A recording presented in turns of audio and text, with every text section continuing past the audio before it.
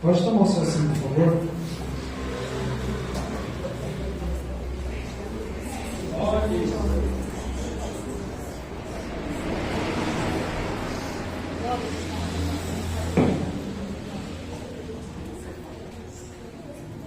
Abra comigo, por favor, a sua Bíblia no Evangelho segundo escreveu Jesus. Seu capítulo é o de número... o Evangelho de Jesus segundo escreveu Marcos, irmãos. O capítulo é o de número 3. Nós vamos ler a partir do versículo 1. O Evangelho de Jesus segundo escreveu Marcos, seu capítulo é o de número 3. Nós vamos ler a partir do verso 1 até o de número 6. Após a leitura, irmãos, mantenha a sua Bíblia aberta, por favor. Todos encontraram? Amém. Diz assim a palavra do Senhor. De novo, entrou Jesus na sinagoga. E estava ali um homem que tinha ressequida uma das mãos. E estavam observando a Jesus para ver se o curaria em dia de sábado, a fim de o acusarem. E disse Jesus ao homem da mão ressequida: vem para o meio. E então lhes perguntou: é lícito nos sábados fazer o bem ou fazer o mal, salvar a vida ou tirá-la? Mas eles ficaram em silêncio, olhando-os ao redor, indignando e condoído com a dureza do seu coração, disse ao homem: estende a mão. Estendeu-a e a mão lhe foi restaurada. Retirando-se, os fariseus conspiravam logo com os herodianos contra ele, em como lhe tirariam a vida. E a igreja diz amém. Amém. Gostaria de meditar com os irmãos nessa noite dentro desse texto, baseado no tema: aquele que cura as mãos e o coração das pessoas. Eu vou pedir um pouquinho da sua atenção, irmãos, para essa introdução. A gente aplica a mensagem e vamos embora. Amém? Sempre, irmãos, foi do agrado de Deus se relacionar com o homem. E isso nós vamos observar lá no livro de Gênesis, quando na viração do dia Deus aparecia a Adão e conversava com ele. Porém, com a queda do homem, esse relacionamento foi afetado.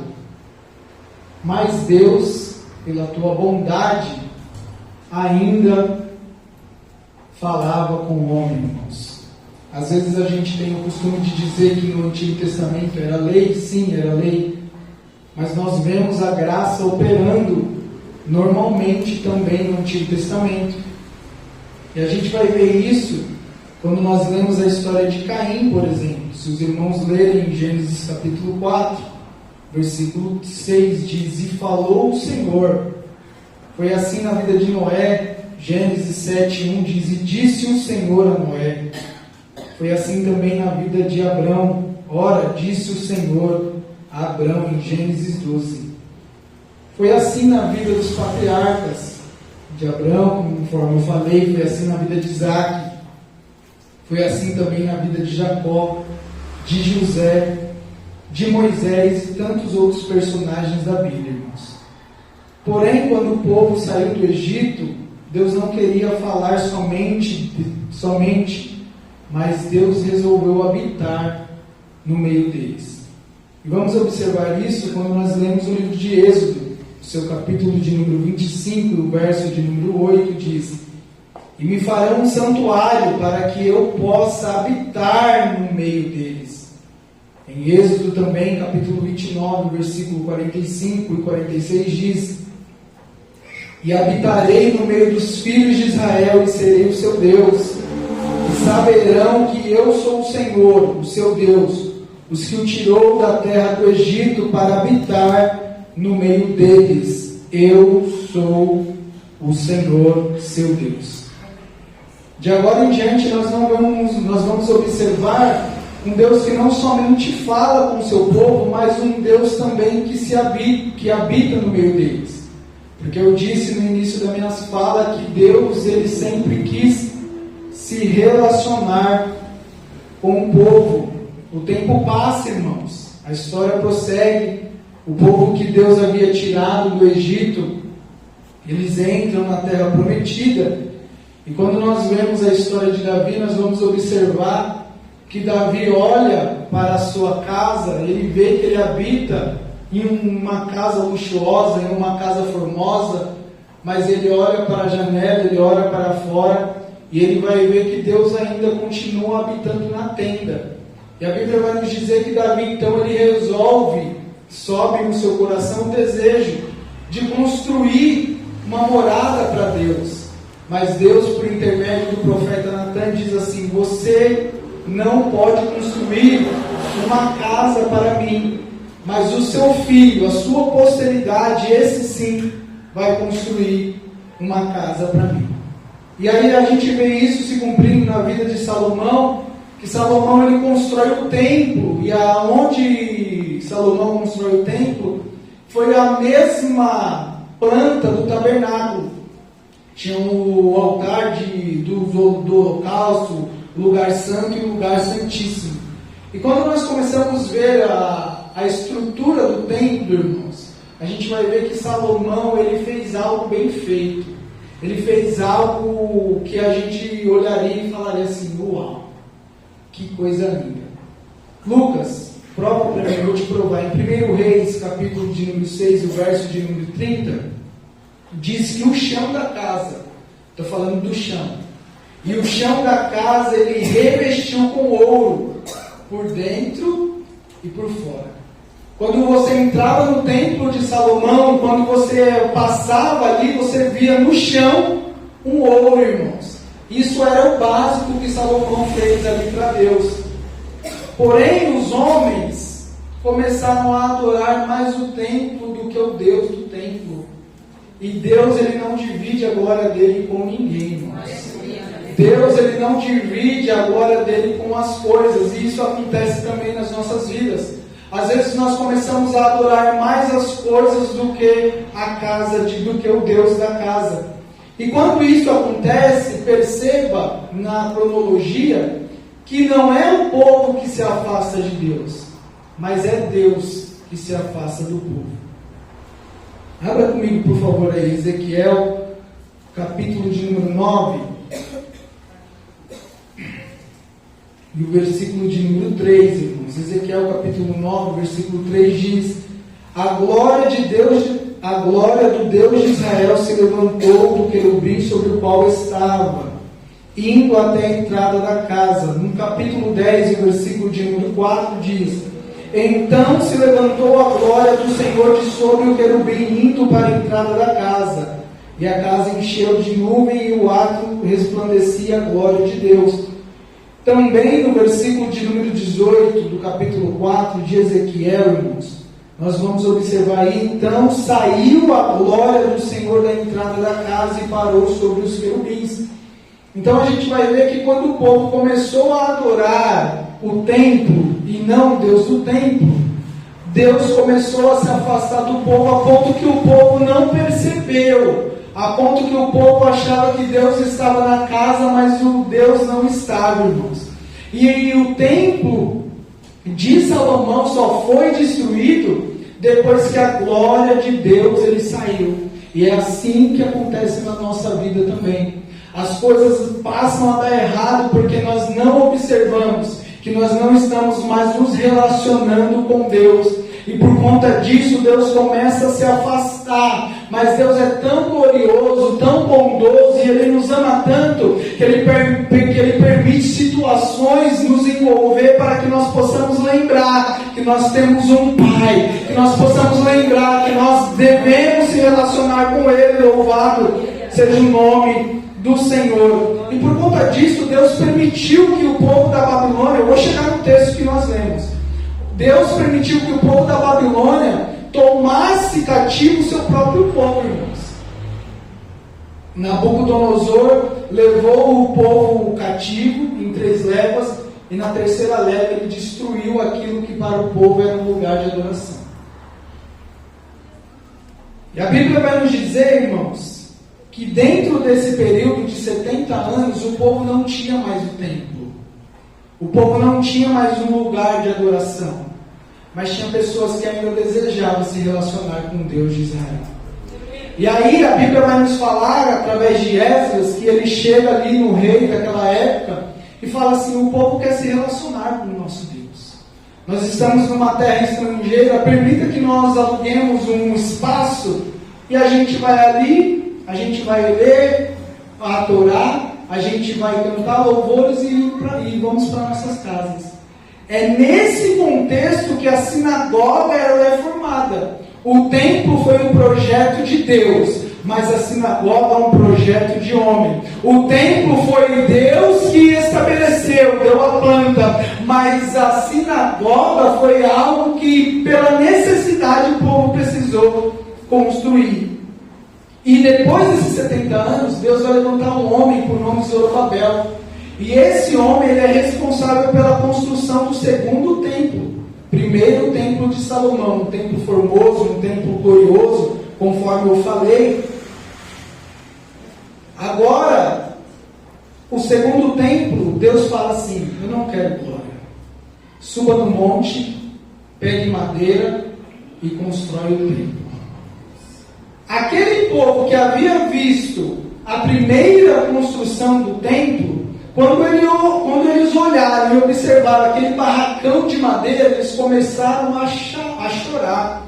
Eles começaram a falar assim: não é possível que Deus vai habitar neste lugar. E aí Deus levanta um homem por nome Ageu, no capítulo 2, versículo 8 e 9, diz assim: minha é a prata e meu é o ouro, diz o Senhor dos exércitos. A glória desta última casa será maior do que a da primeira, diz o Senhor dos exércitos. E neste lugar darei a paz, diz o Senhor dos exércitos. Louvado seja o nome do Senhor. Porque Deus que nós servimos, Ele não está limitado ao templo, irmãos. Quando Deus ele chega, o ambiente muda, o ambiente transforma. Quando Deus está na casa, o ambiente é outro. Louvado seja o nome do Senhor. E esse templo que não tinha formosura, mas tinha a presença de Deus, eu estou falando desse templo que não tinha formosura, mas tinha a presença de Deus, e é isso que nos importa. A Bíblia vai nos dizer que ele mantém um período de 500 anos, irmãos. E aí levanta um homem chamado Herodes, o Grande. E esse homem, irmãos, ele, para ganhar a confiança dos judeus, para que os judeus pudessem ser amigos dele, ele fala assim: eu vou ampliar esse templo de vocês aí. Eu vou reconstruir esse templo. E ele começa então a fazer uma reforma, irmão, gigantesca naquele lugar. A ponto que o templo que Herodes constrói, na verdade ele amplia, é um templo muito maior do que o templo de Salomão, com muitas glórias. É sobre esse templo que Jesus ele entra, ele expulsa os cambistas. É dentro desse templo que Jesus olha e fala para os seus discípulos: não vai ficar pedra sobre pedra que não seja derribada.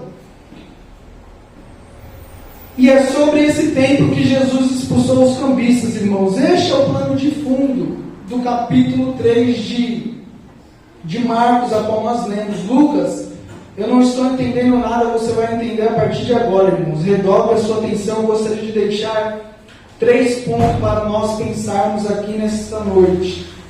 O primeiro, irmãos, é que não existe pior ferida do que aquela causada no ambiente da obra. Não existe pior ferida do que aquela causada no ambiente da obra. O verso de número 1 de Marcos, capítulo 3, Vinícius, projetem por favor, varão, na versão NTLH, por favor. Na NTLH. Os irmãos vão entender. Não existe pior ferida do que aquela que é causada no ambiente das obras. Eu vou ler aqui que diz assim: ó, Jesus foi outra vez à sinagoga, e estava ali um homem que tinha uma das mãos aleijadas. Flávio José, irmãos, historiador judeu do tempo de Jesus, no seu livro A História dos Hebreus, e eu li, viu, irmãos? Eu não peguei essa aqui, o livro é grande, geralmente a gente joga a conta no Flávio José, né? Mas eu li, se os irmãos quiserem conferir, essa informação é verificável. Flávio José, no capítulo 14, na página 730, vai dizer que na construção do terceiro templo, Herodes ele tinha mais de 10 mil trabalhadores, irmãos, na construção. Não somente 10 mil trabalhadores. 1.000 desses trabalhadores eram sacerdotes. E alguns teólogos e alguns estudiosos vão corroborar com o pensamento de Joséfo, que diz que esse homem da mão mirrada era um desses sacerdotes. E quando nós lemos a Bíblia Sagrada, lá em Levítico, capítulo de número 21, nós vamos observar que um sacerdote ele não podia ter defeito nenhum. Ele não podia ser... Estrábico, né?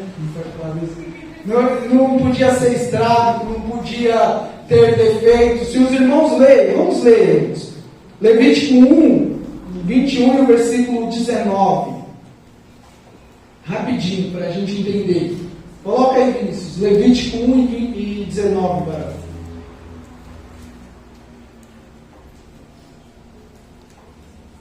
Levítico 21, 19.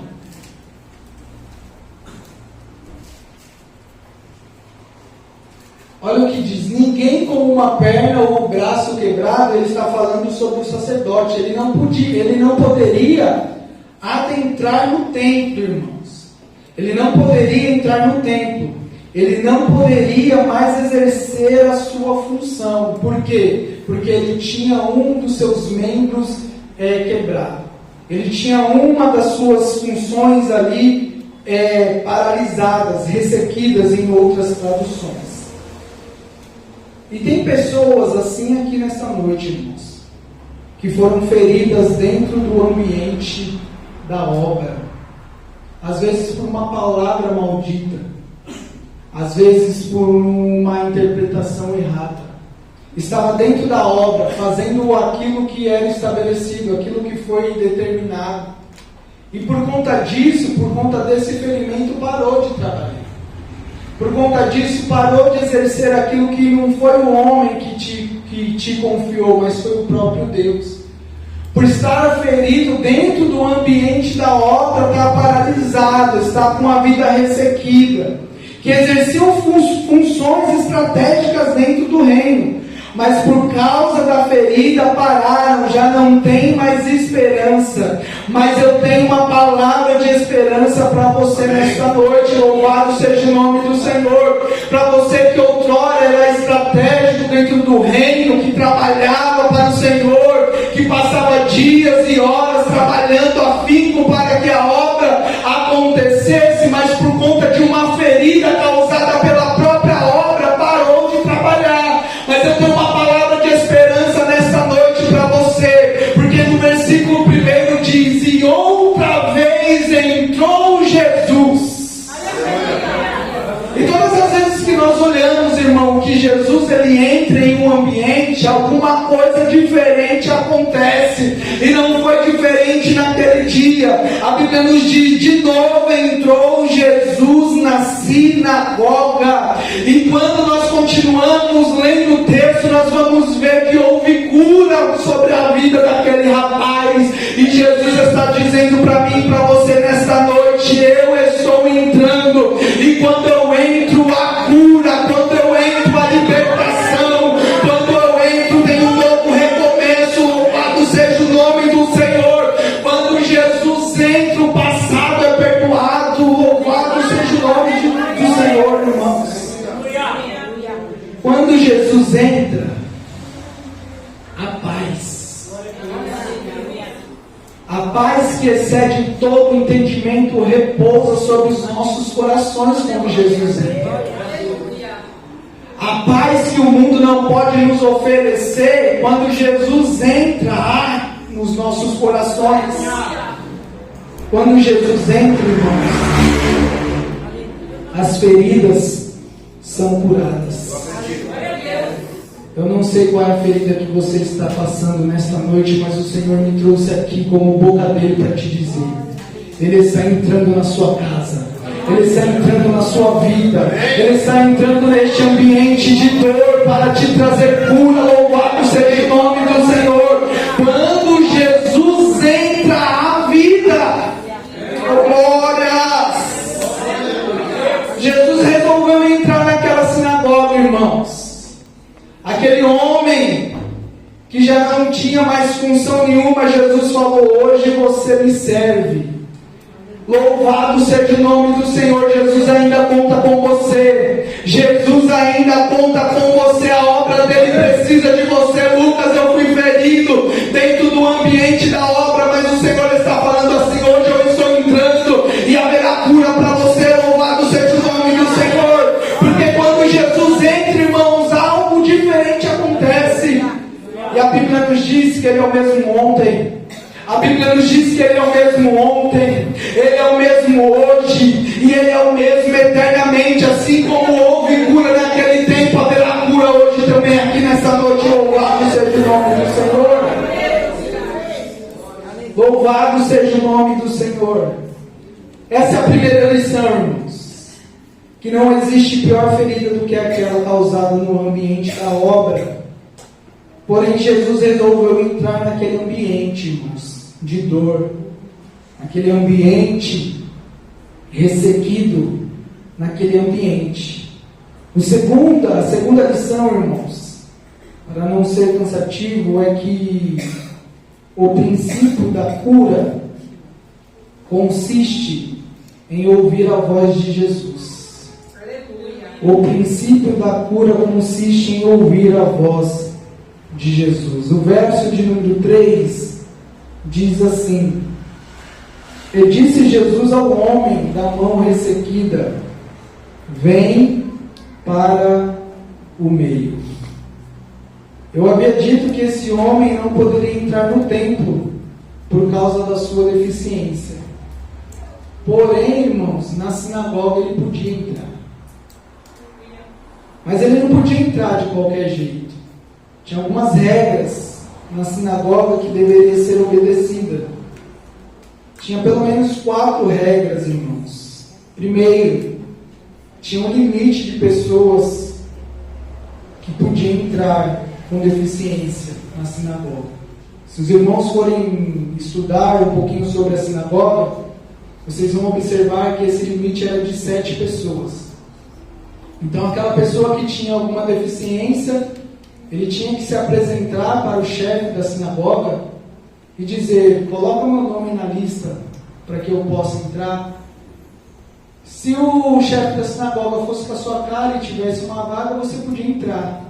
Essa era a segunda regra, que ele tinha que se apresentar ali para o chefe da sinagoga. A terceira é que ele tinha que ficar na porta da sinagoga, esperar todas as pessoas entrarem. Depois ele era o último a entrar e ele era o primeiro a sair, porque ninguém poderia ter contato com uma pessoa que tinha algum tipo de deficiência. E a quarta regra, irmãos, é que ele não podia levantar e ele deveria permanecer no canto. Estamos falando de um tempo que quem tinha uma deficiência era praticamente excluído, irmãos, da sociedade. Porém, aquele dia entrou um pregador. Não era o sumo sacerdote, não era Gamaliel, não era o Lucas, não era o pastor Alex, não era o apóstolo Paulo, não era um dos profetas. Esses homens, por mais que fossem grandes pregadores, grandes expositores da palavra, eles só podiam dizer isso. A gente aprendeu hoje na escola dominical: assim diz o Senhor. Mas o pregador naquela noite, ele dizia assim, em Lucas capítulo 4, e o verso 18 diz assim: e o Espírito do Senhor está sobre mim, pelo que me ungiu para evangelizar os pobres, enviou para proclamar libertação aos cativos, restauração da vista dos cegos, para pôr em liberdade oprimidos e apregoar o ano aceitável do Senhor. Os pregadores diziam: assim diz o Senhor. Jesus está falando: em verdade eu vos digo. A sociedade diz que você não tem mais jeito, mas nessa noite ouça a minha voz, e a voz de Jesus para mim e para você é: vem para o meio. Eu sei da sua dor, eu sei da sua limitação, mas a minha voz de comando para você nessa noite é: sai da margem, sai do canto, vem para o meio, porque no meio há milagre, no meio há cura, no meio há libertação. Louvado seja o nome do Senhor. Mas sabe o que acontece? É que às vezes a gente deixa de ouvir a voz de Deus, a voz de Jesus. Ele está falando: vem para o meio, mas a gente quer continuar no canto. E sabe o que acontece no canto, irmãos? Entra culto e sai culto e a gente continua com a mão mirrada. Entra culto e sai culto e a gente continua com a mão mirrada. O Senhor não nos chamou para nós permanecermos na margem. O Senhor nessa noite está nos chamando e está dizendo: vem para o meio, porque no meio há cura, no meio há libertação, no meio há milagre para você. Louvado seja o nome do Senhor. Qual é a voz de comando que você precisa ouvir hoje, irmãos? A voz que aquele homem precisava ouvir era: vem para o meio, sai da margem, porque no meio há cura. A voz de comando que Lázaro precisava ouvir é: vem para fora, porque a vida. Louvado seja o nome do Senhor. A voz de comando que Zaqueu precisava ouvir é: desce depressa, porque hoje eu quero ir para a sua casa com você. A voz de comando que os discípulos ouviram é: vem, me segue, porque vocês vão fazer coisas maiores que eu fiz. Louvado seja o nome do Senhor. Mas tem uma voz de comando que ecoa pela eternidade, irmãos. Eu estou falando que tem uma voz de comando que ecoa pela eternidade. A voz de comando é: Pai, nas tuas mãos eu entrego o meu espírito. Louvado seja o nome do Senhor. E essa voz de comando expressa o amor de Jesus por nós pecadores. E essa voz de comando ainda está de pé aqui nessa noite. Essa voz de comando ainda está de pé nessa noite. Jesus te ama tanto que Ele morreu a sua morte, está te dando vida nessa noite. Basta você ouvir essa voz de comando, que ainda continua com seus braços abertos. Louvado seja o nome do Senhor. E Ele quer entrar na sua vida e mudar a sua história.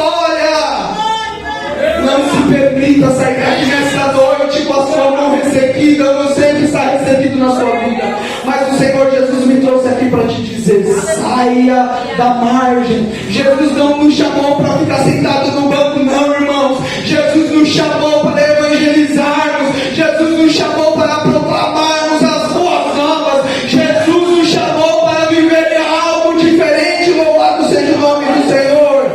Mas é necessário sair da margem, irmãos. É necessário sair da margem. O paralítico no tanque de Betesda, enquanto estava na margem, irmãos, não viu milagre. Enquanto ele estava na margem, ele viu o anjo agitando as águas. E quando Jesus chegou para ele, falou para ele assim: o que você quer que eu te faça? Jesus não tem ninguém que me leve. Jesus não quer ouvir suas desculpas. Jesus está falando nessa noite: você quer ficar são? Eu quero sim, Senhor. Então sai da margem, vem para o meio, porque no meio há cura, no meio há libertação. Louvado seja o nome do Senhor. Qual é a voz de comando que você precisa ouvir nessa noite? Qual que é a voz de comando que você precisa ouvir nesta noite? Lucas é uma voz de paz, ele tem paz, irmãos. O que você precisa? Nós estamos diante do eu sou o que sou. Ele é o que você precisa. Eu não sei a sua limitação, eu não sei a sua dor, mas o Senhor Jesus conhece e Ele preenche. Louvado seja o nome do Senhor. E a terceira lição, irmãos, nesta noite, eu gostaria de deixar é que Jesus é aquele que cura as mãos, mas principalmente o coração. Jesus é aquele que ele cura as mãos, mas principalmente o coração. No verso de número 5 diz: olhando-os ao redor, indignado e conduído com a dureza do seu coração, disse ao homem: estende a mão. Estendeu-a e a mão lhe foi restaurada. Aquele homem, ele não nasceu assim, irmãos. Quando nós falamos de restauração, nós estamos falando de algo que era de uma forma e perdeu essa forma. E Jesus está falando assim: você já foi muito útil para o ministério. Você foi muito útil dentro da minha obra. Mas algumas feridas que aos nossos olhos visíveis nós não conseguimos enxergar, o Senhor Jesus, ele enxerga. O Senhor Jesus, ele sabe. Existem dores, irmãos, que são visíveis. Aquele homem, ele tinha sua mão mirrada. Existem dores que são visíveis aos nossos olhos. Existem dores que o médico consegue até dar o diagnóstico. Porém, existem dores que somente Jesus vê. O pastor não consegue enxergar. Eu não consigo enxergar. Mas nessa noite nós viemos aqui. Estamos diante daquele que enxerga todas as coisas. Ele não quer te curar somente fisicamente. Ele quer curar o seu coração aqui nessa noite. Quem sabe as dores da rejeição no caso daquele homem. Porque ele tinha um ofício. A partir daquele momento que aconteceu aquilo com ele, a religião falou: não dá mais. Não tem mais jeito. As dores do isolamento, irmãos. Quem não se lembra da história da mulher do fluxo de sangue? Ou dos leprosos que Jesus curou? Quando nós lemos essas passagens, nós vamos observar que quando Jesus cura os leprosos, em algumas partes, a Bíblia vai dizer que Jesus tocou antes de curar. O leproso, ele não poderia receber um toque de nenhuma pessoa, porque aquela pessoa que tocasse no leproso era considerada impura. Mas aquele que toca, irmãos, é aquele que purifica. Aquelas pessoas às vezes estavam dentro da sua casa, mas não sentiam o toque dos seus familiares. Estava no meio da sociedade, mas a sociedade via como algo que era para ser deixado de escanteio. Mas o Senhor Jesus nessa noite está me dizendo assim, que Ele está curando as suas dores visíveis, mas Ele quer curar principalmente aquelas dores que quando você chega no seu quarto, quando você deita a sua cabeça no seu travesseiro, sem ninguém saber, elas estão ali, e essas dores ainda continuam doendo, mas o Senhor Jesus nessa noite está dizendo: eu tenho um remédio para essa cura que ninguém vê, para essa cura que o seu esposo não consegue compreender, para quando as lágrimas começam a rolar, as pessoas perguntam para você: está tudo bem? Você diz: está tudo bem, mas dentro de você é uma ferida. O Senhor Jesus nessa noite está te curando, louvado seja o nome do Senhor. Dores essas que são causadas pela vida, irmãos, e muitas nós nem procuramos, mas ela está aí, doendo. Essa dor que foi causada dentro da obra, dentro do ambiente da obra, dor essa causada dentro de casa, causada pelo esposo, causada por uma esposa, causada pelos pais. Traumas esses que a terapia não pode ajudar. E quando eu estou dizendo isso, Eu não estou dizendo contra terapia, não, irmãos. Se você puder, faça. É bom. Mas tem coisas, irmãos, e vazios que é somente o Espírito Santo de Deus. Tem dores que sessões e sessões não vão dar jeito. Mas tem um quarto secreto ainda, irmãos, que sabe dores. Tem aquele que não te julga. Tem aquele que te entende. E se você colocar diante dele, eu tenho certeza que ele pode te curar nessa noite. Louvado seja o nome de Jesus. Jesus quer curar nessa noite através da sua palavra e através do Espírito Santo de Deus. Porque a palavra de Deus, ela não volta para ele vazia, antes ela faz aquilo que lhe apraz. Em Hebreus capítulo 4, versículo de número 12 diz: pois a palavra de Deus é viva e eficaz. Eu vou repetir: pois a palavra de Deus é viva e eficaz, e mais afiada que qualquer espada de 2 gumes.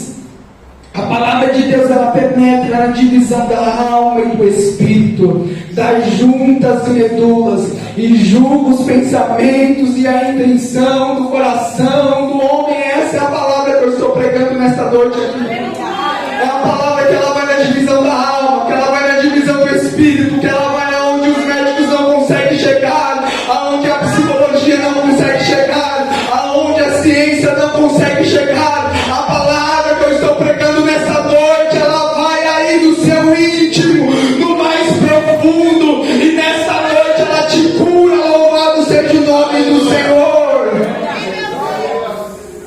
Mas Jesus também, ele nos cura com a ajuda do Espírito Santo. Romanos capítulo de número 8 e o versículo de número 26 nos diz: da mesma forma o Espírito nos ajuda na nossa fraqueza, pois não sabemos como orar, mas o próprio Espírito intercede por nós com gemidos inexprimíveis. Lucas, eu não sei expressar, chore diante dele. Ele interpreta lágrimas. O Deus que nós servimos interpreta lágrimas. E prova, foi assim com Ana. E não é diferente comigo e contigo também, irmãos. Lucas, eu não sei como é dizer, mas como se coloque diante de Deus. Expressa todo o seu coração, ainda que com lágrimas. Nós temos um intercessor por nós, irmãos. E esse intercessor é o próprio Espírito Santo de Deus, que nos ajuda na nossa fraqueza. Louvado seja o nome do Senhor. Com a permissão do nosso pastor, eu convido a igreja a se colocar de pé, irmãos.